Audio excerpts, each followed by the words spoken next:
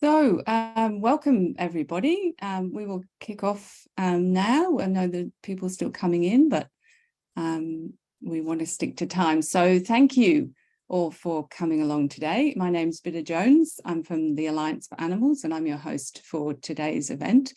I'm coming to you today from Ngunnawal country, and I'd like to pay my respects to the traditional custodians of these lands and all the lands that we're meeting on today, and to recognise the enduring connections of First Nations people to their land, sea and community. So the Alliance for Animals, if you don't know, we're a national charity leading a group of Australia's key animal protection organisations to create systemic change for animals. I'm very excited to be able to share the results of our survey and our animal welfare policy barometer with you today. I know you'll find this session really informative. We've got some really exciting, results to present and discuss. So before we hear from our speakers, I just want to quickly run through our program for the next hour and explain how the Q&A session will run at the end. So we've got two presentations for you today. First up is Dr. Alexander Saeri from BehaviourWorks Australia, who will take you through the results of our survey into the views of Australians about animal welfare policy and governance. And after that, my colleague Jed Goodfellow will present the Alliance's Animal Welfare Policy Barometer, which considers how Australia shapes up as a nation to the community expectations that are revealed in the survey. Then we'll move on to a Q&A session where both Alexander and Jed will be able to answer your questions before we wrap up, which we'll aim to do by 1:30 at the latest. So the Q&A session is a really crucial part of this event. So as the presentations are unfolding, please pop your questions into the Q&A box. Don't wait till the end. Pop them in as you think of them, because you're likely to have forgotten them by the end of the second presentation, and we can just go through them and we'll bring them up when this Q&A session starts. So that's our program. I'll just stop sharing my screen and just look a little bit of background to why we're here. So when we developed the reform agenda that you'll hear more about from Jed for the Alliance for Animals, we were mindful to think about the reforms that were needed for the Australian Animal Welfare Policy Framework, and that they needed to reflect the views of the majority of Australians. We need majority support to get change for animals. Past surveys and the experience of the members of the Alliance have informed our work so far, but we commissioned this research to find out exactly what Australians think about the governance of animal welfare and how policy should be developed in this country.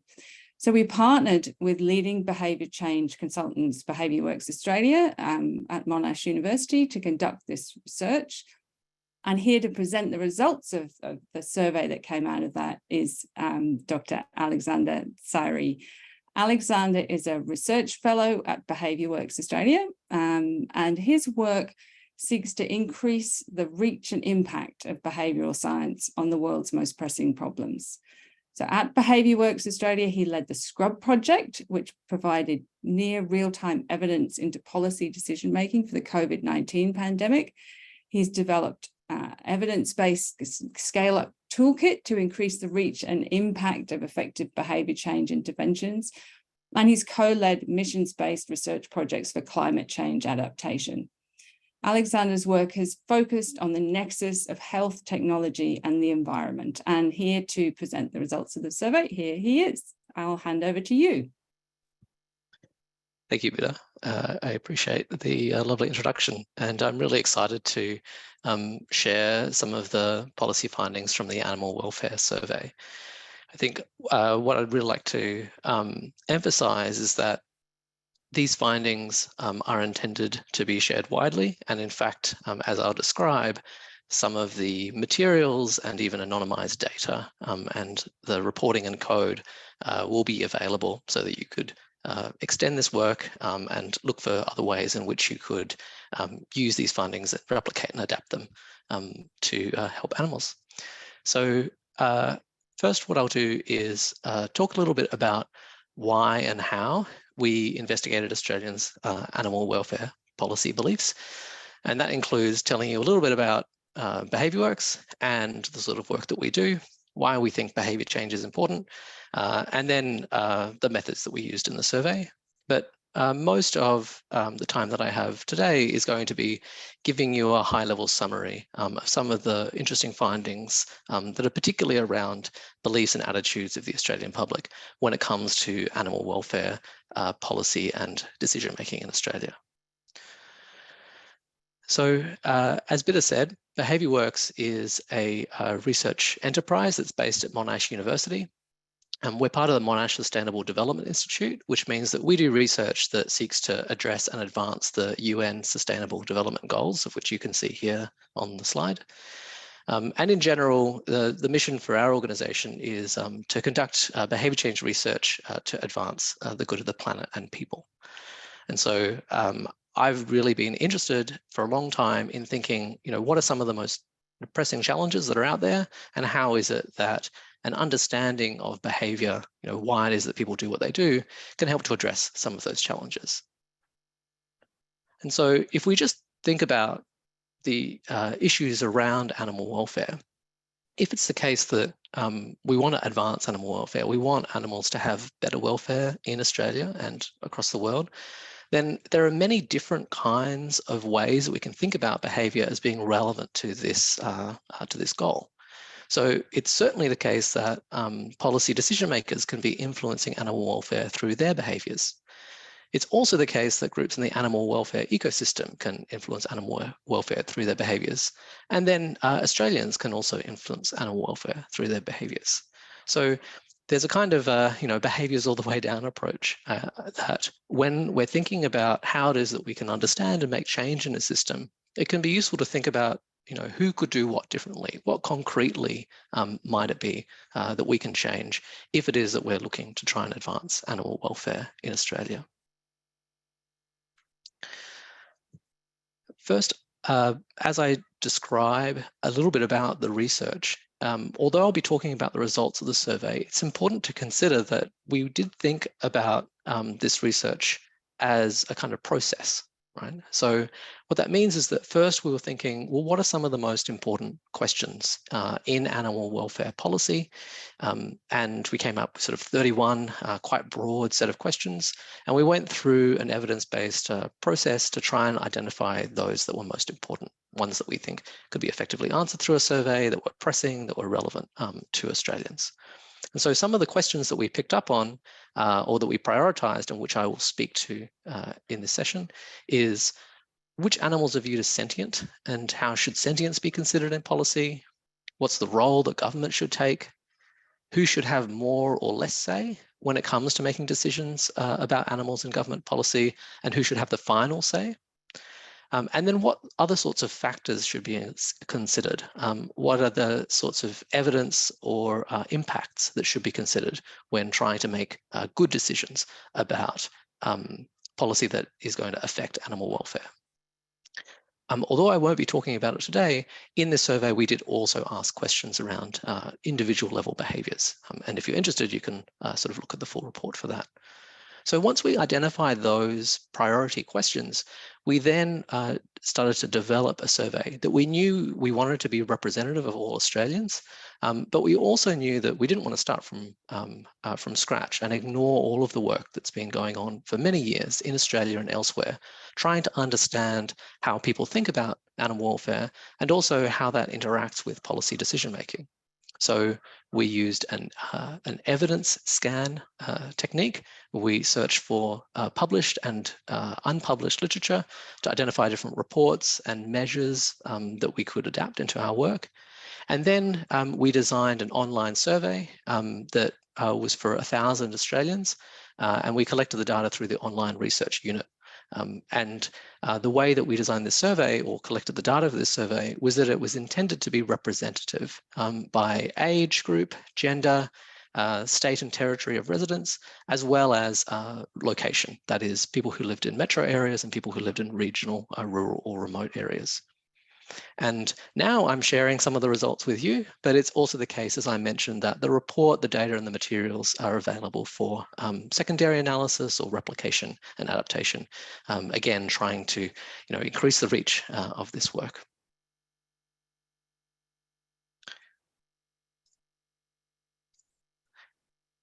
Just a really quick snapshot of the sorts of people who participated. What we can see is that we sought for quotas of representative sample, and in general, we were able to get that on each of these key areas. So age, gender, state and territory, and regional and major city.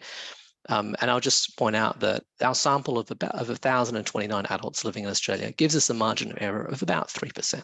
So that means that the patterns that you see in this work are quite robust. Now I'd like to talk about some of the findings. So you recall that I said that there were several prioritized research questions, and what I'd like to do is speak to each of those research questions in turn. So what was that question, and then what did we find? So the first question we were interested in is, well, which animals are actually viewed as sentient by Australians? And then how should sentience be considered when making decisions that affect animal welfare? Well, when we asked which animals were viewed as sentient, and for the purposes of this survey, we said this is where beings are able to experience positive and negative feelings such as pain, fear, pleasure, or joy. It's a very standard definition of sentience. Australians judged many farmed and companion animals to be sentient, and then also said that sentient animals should be provided with good animal welfare. And so if we kind of go a little bit into the detail here, and I'll be showing you several figures in this part of the talk. In general, the figures look a little bit like this. They show different percentages, and the different colors of the bars indicate different kinds of responses. So down the bottom, you can see how the colors correspond to each response.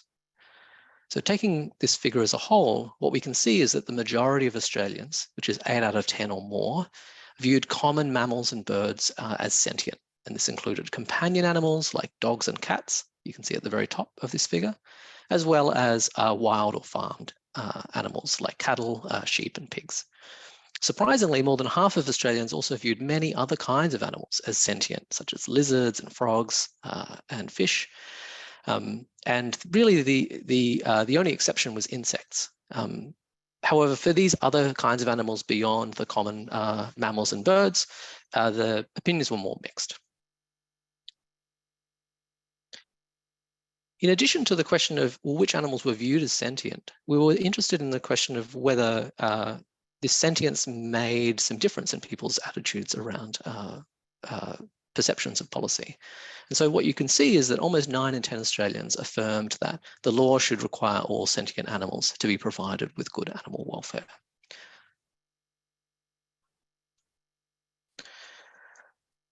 So that was a question about animal sentience. Now we were interested in the other priority research question. What role should government play in animal welfare policy? Well, the findings from our work suggest that Australians think government should be protecting animal welfare through legislation, and also that there wasn't a majority agreement that community expectations about animal welfare is being met. So here you can see in the top figure, almost 9 in 10 of Australians agree that animal welfare should be protected by the government through legislation. But in the bottom part of the figure, about 4 in 10 agreed the Australian federal government shared the concerns of the community about the welfare of animals. Around 3 in 10 had mixed opinions, and about 2 in 10 thought that the Australian government, just definitely didn't share those concerns.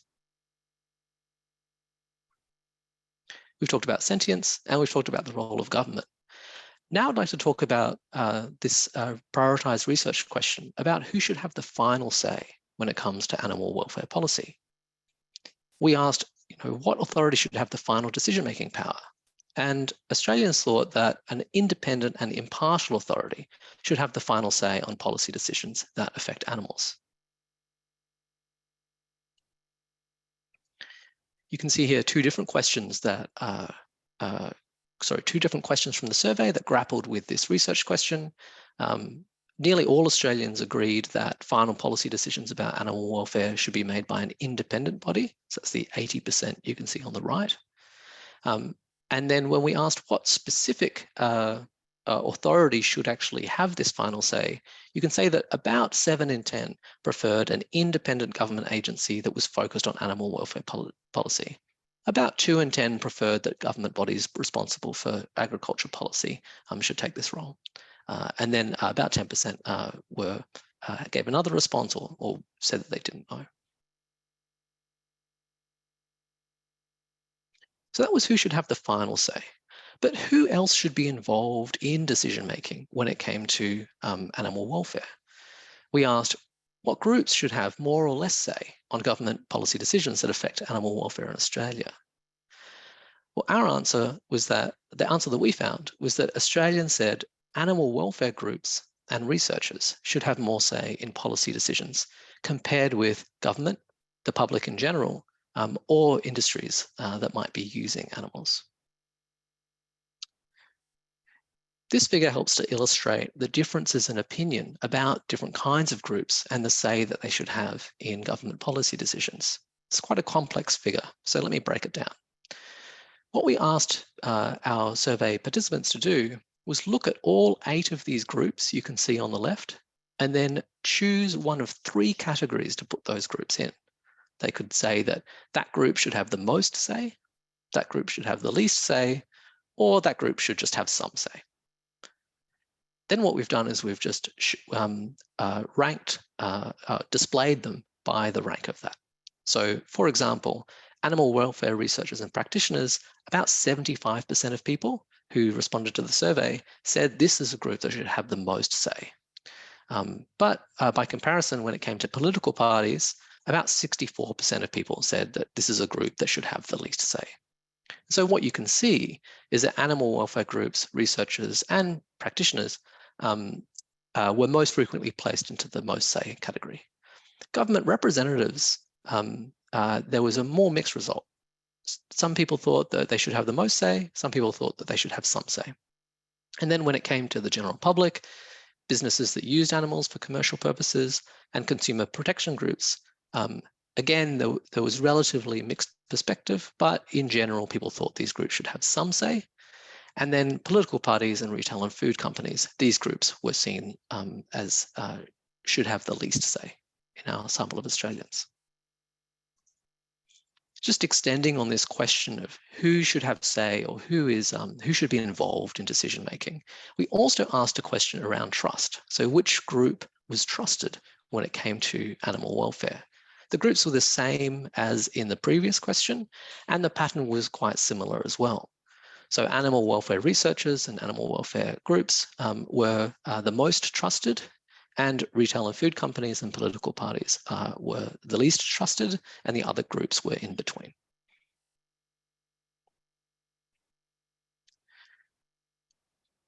And in this section of the results, this was probably the last kind of major research question that we were interested in, which was, we've thought a bit about sentience. We've been considering the role of government and also who should have the final say, as well as which groups should be represented in decision-making. In this question, we were really interested in what other factors were relevant, what other considerations should be used in policy decision-making. So the answer that we found in our survey was that for Australians, impacts on animals and scientific evidence were the most important factors in policy decision-making. You can see in this figure, we asked in a very similar way to the question about who should have more or less say. So there were these 6 different factors that were asked about, and participants had to say, well, should this factor matter the most, matter the least, or does it sort of matter somewhat? The findings were that the impact on animals of a government policy decision should matter the most, as well as scientific knowledge and evidence. Whereas the impact on regulators, consumers, and community attitudes and expectations, there was much more mixed results in terms of whether it matters somewhat or actually doesn't matter very much. and impact on industries and businesses was seen as mattering the least, although there was also other opinions in that item. Separate to this question, we were interested in how it was that animals were viewed through the lens of like what would the impact on animals? Is it just that people care about the impact on animals to the extent that it affects humans? For example, perhaps humans find it uncomfortable or dislike it when animals suffer, or is there something intrinsic that's valued about animals when it comes to considering their suffering or the impacts on them in animal policy? And about 9 in 10 Australians said that animal welfare policy decisions should consider whether humans will suffer independently from humans. That is, animals have intrinsic value that should be considered when making policy decisions. So let me summarize these results, and then I'd like to suggest a couple of implications from this work, particularly from a behaviour change perspective. In summary, Australians view most companion and farmed animals as sentient. They agree that animal welfare should be protected by the government through legislation. They think an independent and impartial authority should have the final say on animal welfare policy decisions. They trust animal welfare groups, researchers and practitioners, and thinks that these groups should have more say in policy decisions than others. And when it comes to other considerations for policy, Australians think that these decisions should prioritise impacts on animals, incorporate scientific evidence, and consider the sentience of animals.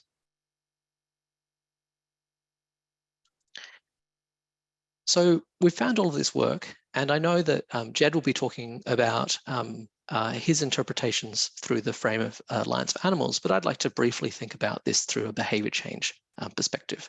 And so one question we often think about when we find some new information is we think, well, what does this kind of imply about who could do what differently in order to advance animal welfare? And just here are some thoughts from that.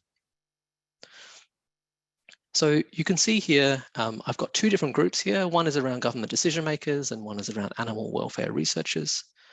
And so what government decision makers could be doing is reviewing animal welfare policy to better meet the expectations of the Australian community. It could be considering the independence and impartiality of the authority that makes these decisions. It could be looking to ensure that there is adequate engagement with the stakeholders and groups that are trusted by Australians or whom Australians expect to have more say in policy decisions. And it could incorporate animal welfare, sentience and well-being as key considerations, as well as scientific evidence in line with the expectations of the Australian public.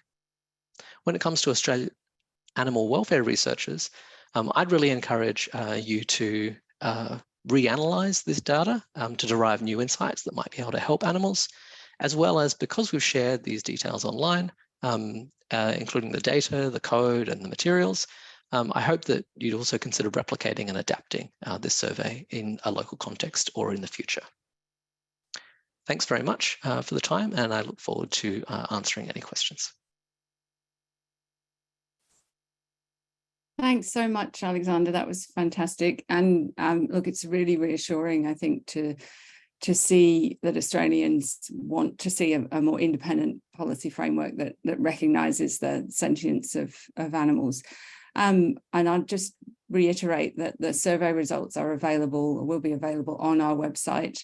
And also what Alexander said in terms of the encouraging people to repeat the survey, and also to interrogate the results. So that's one part of our commitment to transparency, to make the methodology and the results available to others. So don't forget to keep posting your questions in the Q&A box. We've got some really good ones coming through. But now we've heard what Australians would like the animal welfare policy environment to look like, we'll take a look at the reality of that framework today. So I'd like to introduce my colleague, Jed Goodfellow, who leads the Alliance for Animals Law and Policy Reform Agenda and our government relations work. Jed's got a couple of decades of experience in animal welfare law, policy and advocacy, and in reference to the time, I will hand straight over to him to kick off his presentation. Thanks, Jed. Great, thanks very much, Bidda, and thank you, Alexander, for that fantastic overview of the research findings, which we were really pleased to see. It wasn't a great surprise to us because from our experience, it's certainly what we've heard from the Australian community is that they do value independence and impartiality in decision-making processes and of course, place a high degree of regard and weight on the interests of animals in these processes. But it was fantastic to see that again confirmed within the research findings. So the question now for everybody is how is Australia faring on meeting those expectations? And we have put together what we're calling the Animal Welfare Policy Barometer to seek to measure the extent to which current policy arrangements and current governance arrangements for animal welfare meet those community expectations that we've just heard about from Alexander. So this is now, or should be up on our website now. We've put together a grading system. So just 4 key categories there: poor, fair, good, and excellent in terms of the extent to which current arrangements meet the expectations. And I'm going to take you through several of those key expectations today. Of course, because of time, I can't go into a lot of detail about how we've arrived at each particular grading in the barometer.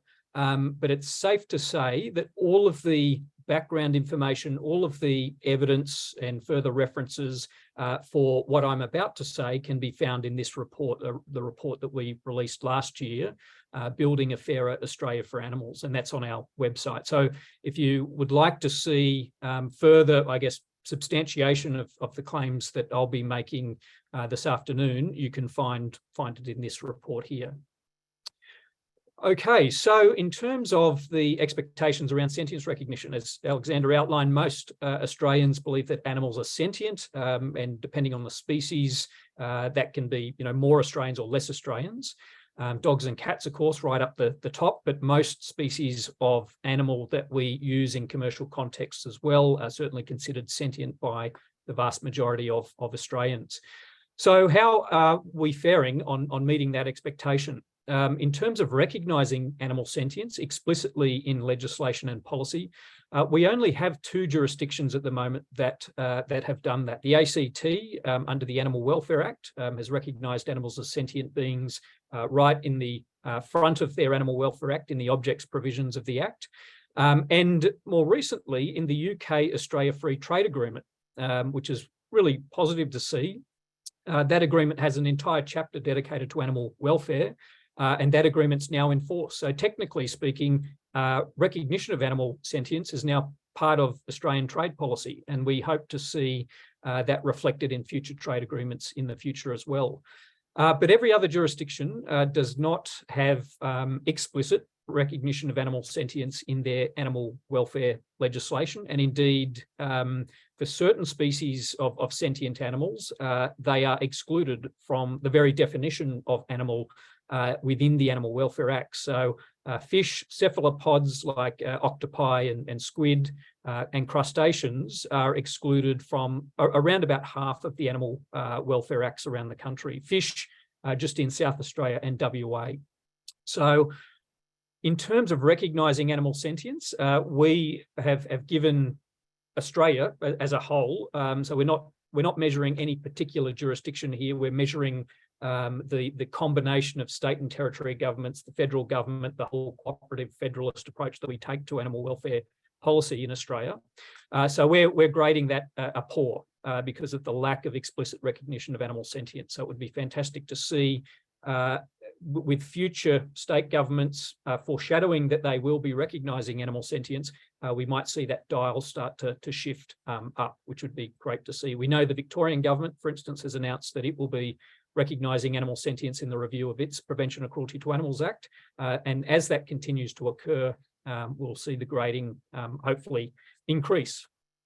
In terms of the expectation around animals being provided with good animal welfare under law, that was strongly supported by 86% of Australians, as we heard. And while all jurisdictions in Australia, of course, have animal welfare laws that impose a range of duties upon animal owners to provide for certain care needs of animals, like appropriate food and water, shelter, living conditions, treatment for disease and injury, conditions around exercise and so forth. Unfortunately, for the vast majority of sentient animals that we use as a society, those animals aren't afforded the protections that are outlined in the State and Territory Animal Welfare Acts by virtue of the wide-ranging exemptions and defences, primarily for practices that are consistent with industry-based codes of practice and standards and guidelines. So effectively, 98% of the animals that we use, primarily farmed animals, are excluded from those broader duty-based provisions. And the industry codes and standards actually outline practices that are harmful to animal welfare and then legally permitted by virtue of the use of the exemptions and defences. So on that indicator, while yes, there are strong duties in the primary acts, there's a real disconnect and an incoherence between the principal acts and the subordinate legislation, the industry codes. We effectively have a two-tiered system for animal welfare in Australia. So there very much needs to be greater consistency between the different legislative instruments in terms of the protections for animals, in our view. So on that indicator, on that expectation, I should say, we've given Australia a poor grading because the majority of animals that we do use are not provided with, or animal welfare laws don't ensure that they have good animal welfare. And you'll see, again, further detail in the barometer itself, but also in the Building a Fairer Australia for Animals report on all of that. In terms of the governance arrangements, as we heard, 80% of Australians would like to see an independent, impartial authority having the final say or having oversight of animal welfare policy decisions. And on this expectation, we see that animal welfare policy in Australia is generally delegated to ministries and departments of agriculture. And it's certainly our very considered view that these institutions are not independent and impartial when it comes to animal welfare policy decisions. And we spend a lot of time, again, in the Building a Fairer Australia for Animals report outlining why that is the case, including referencing empirical evidence in this regard. But essentially, it's because these institutions have competing priorities and incentives and very much greater strategic and cultural alignment with the goals of livestock and other animal industry groups compared with animal welfare or other stakeholders. So if you look at the corporate plans, the strategic documents, the annual reports of departments of agriculture, there is a very strong focus on improving, increasing industry productivity, the gross value of production for primary industries, etc. Most of them don't even mention the word animal welfare. Some do, but the performance measures and indicators are very light on when it comes to animal welfare measures. So the main focus is on those industry productivity goals, which for departments of agriculture, that's their role. That they're an industry facilitating, enabling department. So it's to be expected that would be their primary focus. The question, of course, is whether or not animal welfare policy should be delegated to those institutions. The recent introduction of independent panels, so we saw with the National Poultry Standards, the federal government established an independent panel to oversee the finalisation of the National Poultry Standards. That was a positive sign to see that independence was being injected into the process. But of course, that was just a one-off example. It's not built into the framework as yet. So on that score, or that expectation, we're also awarding a poor grading because of the current arrangements that we have in place. But if we see greater independence built into the framework, hopefully we'll see that dial start to shift as well. In terms of which particular entity should have the final say, we saw from Zan's presentation, 68% of Australians would like to see an independent animal welfare agency, 22% supported the current arrangements with the Departments of Agriculture and Ministries for Agriculture.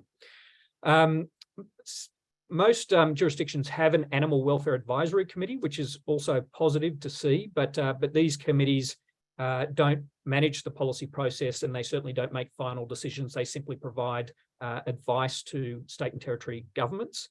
And no jurisdiction has yet established an independent Office of Animal Welfare or a Commission for Animal Welfare, as the Australian Productivity Commission has recommended at the federal level.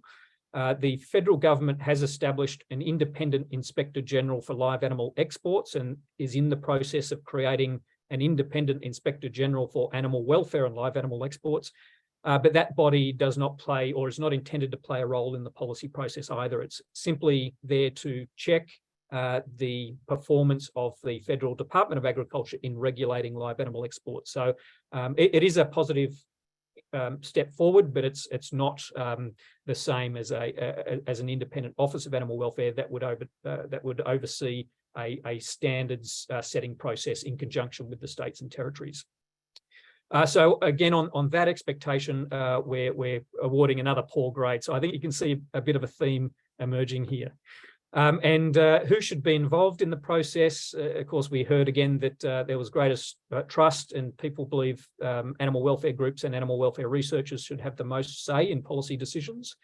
And on that ground, again, while animal welfare groups and scientists are included in the policy process, their views are, in our experience, often dominated by those from industry and departments of agriculture.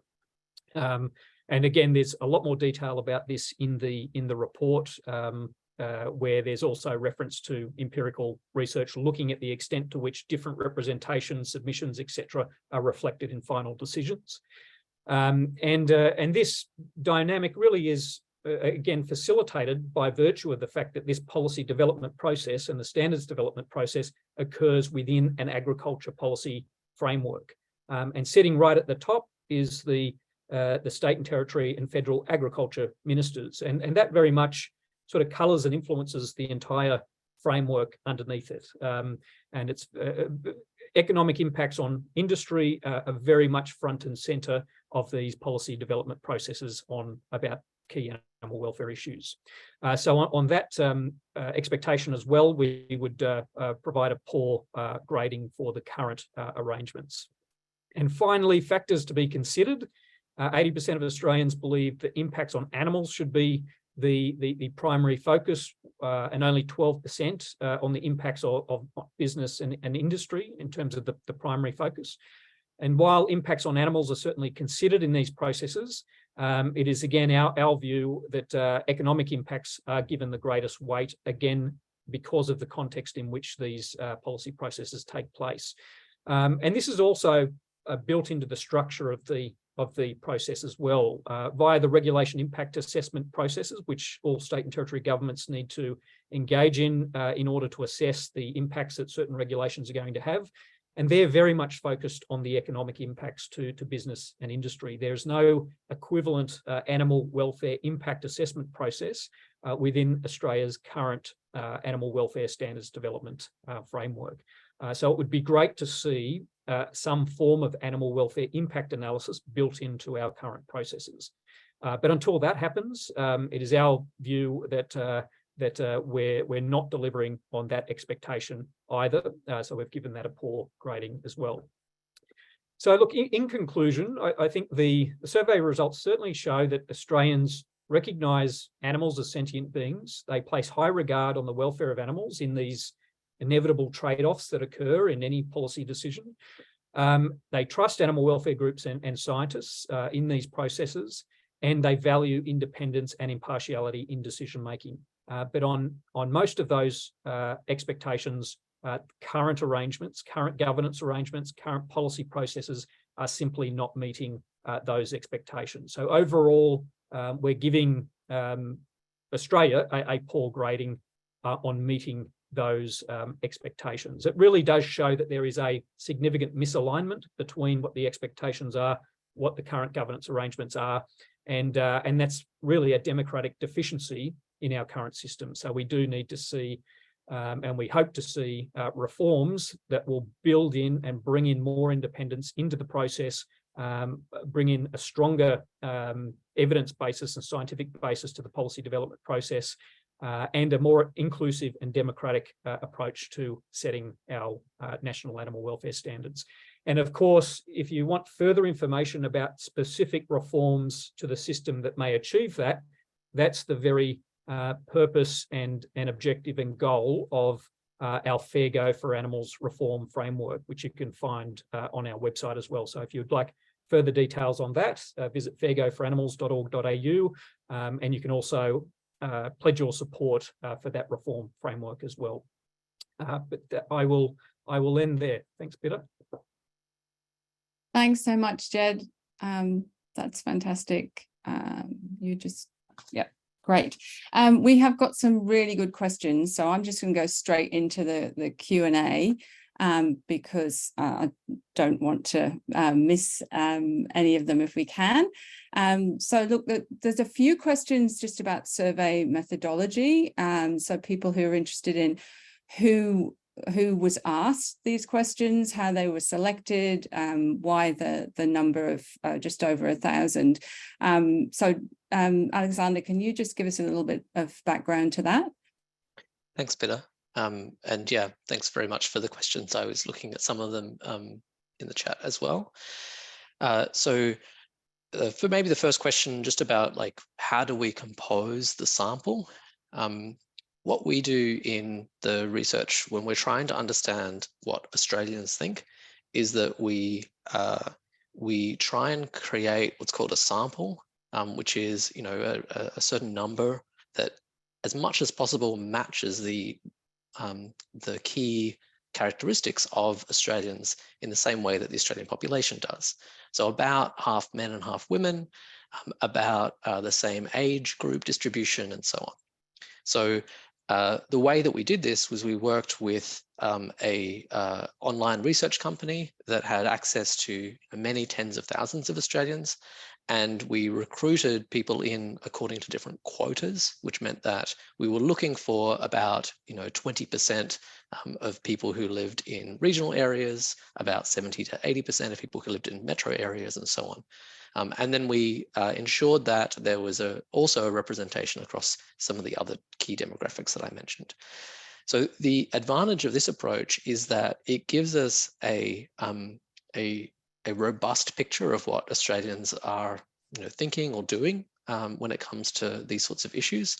And it also means that if you are looking at, for example, you want to look at the data, you could look at subgroups within that population. So you could look at just people who lived in cities and see if their opinions are different from people who live in regional and so on. Overall, the methodology was designed to be representative of Australians so that we can trust the results. And as I mentioned, the idea of 1,000 people was to try and minimize the difference between what we might find in a sample like this and what Australians in general really think, and balance that against the costs of trying to recruit a sample that is as representative as possible. Thank you. No, that was really comprehensive. It's great to understand that. Another question about animal sentience. So this question is to understand that in the UK, there's an animal sentience committee that considers impacts of proposed legislation on animal welfare. Are you able to talk about this and how it works? Is this a precedent worth considering in Australia? Jed, I think I'll go to you for this. Yeah, thanks, Bidda. Yeah, that's a really interesting new development in the UK. So they've set up a committee that needs to, I guess, assess government policy and its impacts upon the sentience and the welfare of animals. It's only advisory. It doesn't have any sort of decision-making authority, but nevertheless, I believe its reports and advice are supposed to be tabled in Parliament or at least submitted to the government for response. So it's another mechanism for, I guess, highlighting and focusing on what policy decisions are going to impact animals. Within our Fair Go for Animals reform framework, we propose something similar in nature to that. So we've proposed the recognition of animal sentience in the objects and purposes provisions of animal welfare legislation, but also for state and territory governments to adopt decision-making principles. And this has been actually recommended within the Victorian government's plan for the review of their Prevention of Cruelty to Animals Act. So we actually borrowed this idea from the Victorian government's legislative reform team, which we thought was excellent, but setting out high-level principles that decision makers across government, so not just the minister responsible for agriculture and animal welfare, but for all government officials that are making major policy decisions, legislative decisions that may impact animals, they need to take into account and consider these decision-making principles that will include things like what is the impact upon animal welfare. So effectively incorporating an animal welfare impact analysis within whole of government decision making. So I think it is a positive development and something that would really improve the consistency of government policy when it comes to animal welfare across the board. Thanks, Jed. Next question is also for you. So this question, I'd be interested to hear your thoughts on the current situation with the national phase out of battery cages. There's been a lot of discussion from ministers about the impact of this decision on industry and consumers, and yet this does not seem to align with these survey results, which says people care most about the impact on animals. Do you have any reflections or thoughts around this? Yeah, well, in again, the Building a Fair Australia for Animals report, we do a whole case study on the development of the national poultry standards, because it was a strong, I guess, incentive and inspiration for our reform agenda, because it was such a poor process, certainly at the beginning. It took 8 long years to get from the start of the review to a final recommendations being made to state and territory ministers. But the fact that state and territory agriculture ministers have now endorsed the national standards, which is very positive, but still have not been able to agree on a time frame for the phase out of battery cages, despite a very clear time frame being recommended in the actual draft standards that they endorsed, just shows yet again some of those failings of the system, and why having agriculture ministers being responsible for those major animal welfare policy decisions is so problematic, because they are because of the very nature of their role, they're very susceptible to capture by ag industry groups. They're there effectively to serve agriculture industries. I mean, they're ministers for agriculture. So it's not surprising that they would have a lot of challenges grappling with policy proposals that may impact upon their primary constituents and their primary stakeholder base as they see it. Because unfortunately, animal welfare improvements can and often do conflict with industry productivity goals. And I think that's something that we do need to acknowledge, that that's the case. And we need to put in place governance arrangements that are going to be more consistent with community expectations, so that those animal welfare and quite incremental and modest animal welfare improvements are actually going to find a degree of support within the ultimate decision-making body. Great. Okay, next question is for you, Alexander.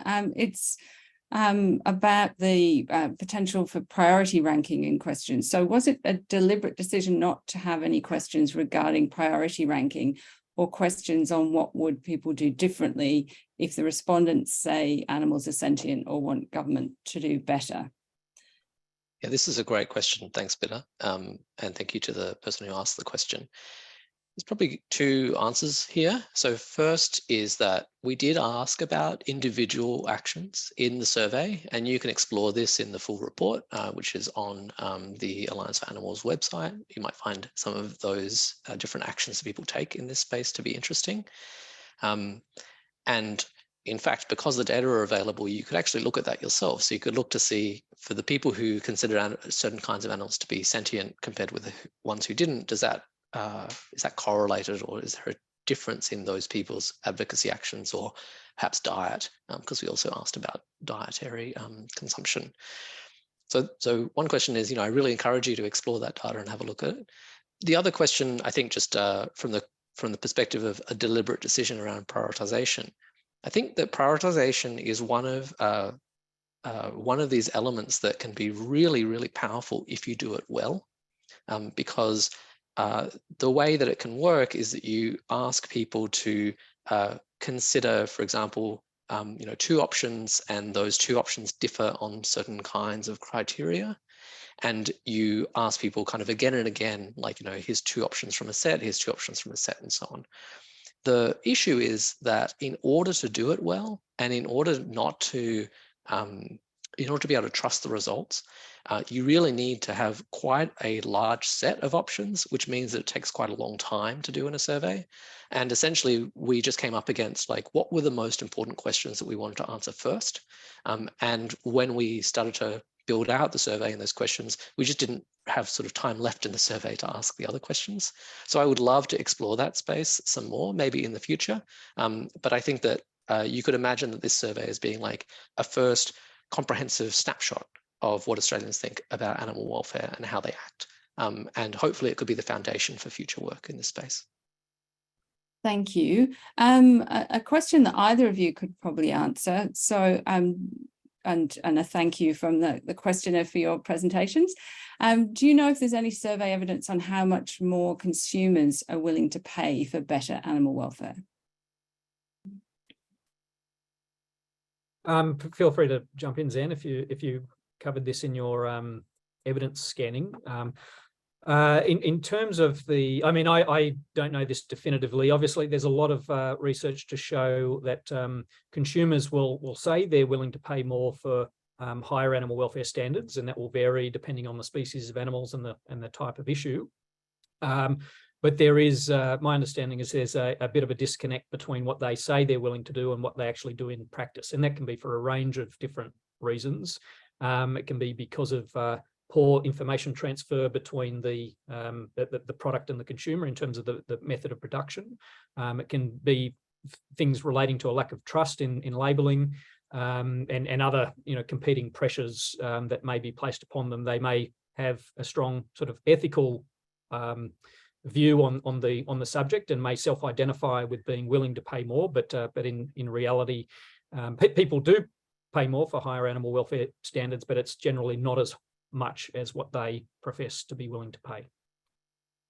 Thanks, Jed. Do you mind if I just also make a quick comment there? So Jed, absolutely. I think you said, some of the key things I would say.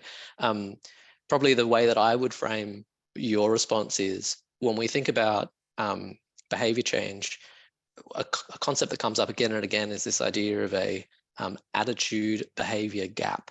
So there can be quite positive attitudes towards, for example, being willing to pay more, but the actual behavior is not influenced only by that attitude. It's influenced by many other elements. Some of that is at the individual level, like perhaps there are sort of other kinds of motives, like taste, preferences, or capability of like preparing different kinds of meals or something like that, if we're talking about sort of dietary consumption. But it's also the case that there are many kinds of like community, cultural, structural kinds of influences on behavior, which might be things like, just how much it actually costs, or how options are presented to you in the store, or as you say, kind of like how much you trust different kinds of labeling, and so on. And so I think the one thing I will mention is that in general, a lot of the work out there that says people are willing to pay more has more recently become more nuanced, and there's been, I guess, a consideration of what does it actually look like when you give people the option to kind of pay more in a laboratory or in a real life setting, and the effect is smaller. It's still the case that people are willing to pay, but the effect is smaller. And what I would do is I'd encourage people to take a look at an excellent resource called Faunalytics, which maybe we can share the URL to in chat. But Faunalytics does a review and it aggregates sort of research in this space. And there's actually quite a few articles where it's talked about this idea of willingness to pay. Thank you. And yes, that Faunalytics is a great source of information and data. I highly recommend a visit to their website. There's a few questions, and we haven't got much time left. There's a few questions that kind of are around the same theme, I think, for you, Jed. So what are we going to do with these research findings? Will we lobby government to make change to policy? And a particular aspect of that is with the government now presenting its wellbeing budget and having wellbeing indicators. Is that something that that the Alliance is looking to contribute into as well? Yeah, that's a really interesting idea. I had not considered that before, but on the first element of the question, absolutely, we will be taking these survey findings to state and territory governments and the federal government, because there is a lot of work being done in this space right now. Multiple states are reviewing their animal welfare acts. The federal government is looking at renewing the Australian Animal Welfare Strategy framework as well. And there has been a review of the standards and guidelines process going on for a couple of years now as well. It's been on the Agriculture Ministers' Forum agenda. So it's really timely to get this sort of evidence base now. So we'll be presenting it before all state and territory governments and we would hope that it will inform the development of those reviews so that we can see a more robust system in Australia moving forward. In terms of the wellbeing budget, I haven't looked into that yet, but if we can incorporate measures relating to animal welfare or potentially use the concept of a wellbeing budget and apply it to animal welfare policy, that's certainly something we can look at. Thank you. And I think one last question, probably, I think it's probably the last one we'll be able to fit in. So the survey has shown that Australians want better animal welfare processes. How can we increase the input from the groups that Australians trust and feel should be part of the policy making process? So particularly animal welfare groups and animal welfare scientists and veterinarians who can contribute to that policy discussion. Jed, I'll throw to you. Yeah, so that as I mentioned in the policy barometer overview, currently it is our view and experience that animal welfare representatives do not get an equivalent say to other groups in those processes. I mean, from personal experience, you'll go into the stakeholder advisory group meetings for the review of some of these standards, and there will literally be 50 or so representatives, depending on the issue, from livestock industries, a dozen or so representatives from departments of agriculture, and then there will be a handful of animal welfare representatives, generally from two organisations, RSPCA, Animals Australia. So there'll be 4 or so representatives from animal welfare groups, and it's within that kind of forum and dynamic that you're supposed to have a fair and open deliberation on these contentious issues. So that does need to be improved. And as I mentioned, the independent panel process with the poultry standards, we thought was pretty well done, because it seemed like there was a bit more balance in terms of the way the panel was engaging with stakeholders. Having a framework that actually adopts that sort of process where independence is built into it, so that stakeholders are treated on a more equal keel, an equal plane, I think would be one way to ensure that the voices of animal welfare groups and researchers are given greater say. The other thing, though, is to make sure that the process is actually recognised and established in legislation as well. It's one thing for governments. You might have a government that is concerned about animal welfare and they establish a good process. If it's not enshrined in legislation or backed by some kind of instrument that can't just be discarded, then that's very vulnerable to the political whim of whoever's in power at the given time. So we really want to see these standard setting processes and the principles upon which that should influence those processes enshrined in legislation, in state and territory animal welfare acts, that can then feed into a national framework for ensuring that we meet these expectations of the community. Thanks, Jed. Okay, that's it for time, I think. So we'll wrap up with the questions. Before we go, I'd just like to thank Alexander and Jed for those fantastic presentations. Really learned a lot from what we've provided. I hope you have. Sorry we haven't been able to get through all the questions. You've been a fantastic audience in terms of the quality and the number of questions. I think you'll find that many of those questions that you have posed are covered in the Fair Go for Animals report. So I just put up the link again to that page on our website. So that's also where you, through that link and in the link that I think has been put in chat, you'll be able to access all of the survey results, the Animal Welfare Policy Barometer, and all the links to all the technical details about the survey. So that's all available via our website. And obviously, if this has left you fired up to support our call for animal welfare policy reform, you can go straight to that Fair Go for Animals campaign site, and you can access more information, the report, sign up to that campaign, either as an organisation So if you represent an animal welfare, animal protection organisation, please consider signing up as an organisation, or individuals can also sign up to that. So, and the whole intent of that campaign is to help us create that fairer framework for animals that reflects what Australians want. So thank you, everybody, again, and that's it. I'll say goodbye.